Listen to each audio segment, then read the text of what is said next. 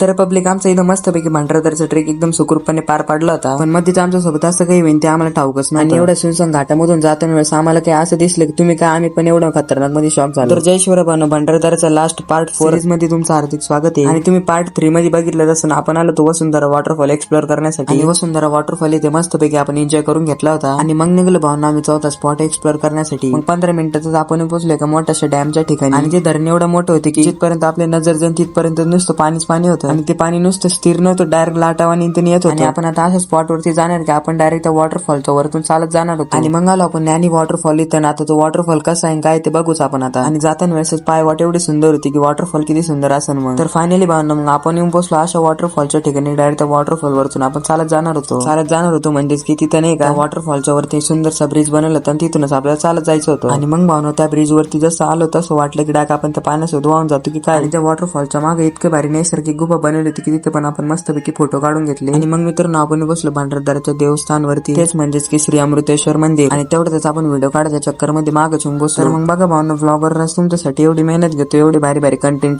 दाखवण्यासाठी, पण तुम्ही यार आपल्याला सध्या काही सपोर्ट करायला नाही म्हणून आपल्याला ब्लॉग बनवा वाटत नाही भावना. पण तुम्ही जर सपोर्ट केला याच्यावर भारी ब्लॉग बनवायचा प्रयत्न करेल. म्हणून तुम्ही आपल्या आयडीला पहिले फॉलो करून घ्या, कारण की अशाच भारी भारी कंटेंट तुम्हाला आपल्या ब्लॉगरच्या आयडी वरती पाहायला भेटेल. मग का भावना श्री अमृतेश्वर मंदिरास तुम्हाला विशेषतः सांगूनच देतो, आपल्या महादेवाची पिंड आहे का ती 12ही महिने पाण्यामध्ये झाकेल राहते. मग काय भावना भंडारदऱ्याचा ट्रेक मस्तपैकी आपला सुखरूपपणे पार पडला होता. आणि मग निघालो आम्ही घरी जाण्यासाठी. पण एवढ्या सुनसान घाटामध्ये आमच्यासोबत काय झालं ते नक्की पार्ट 5 मध्ये तुम्ही पाहणं विसरू नका.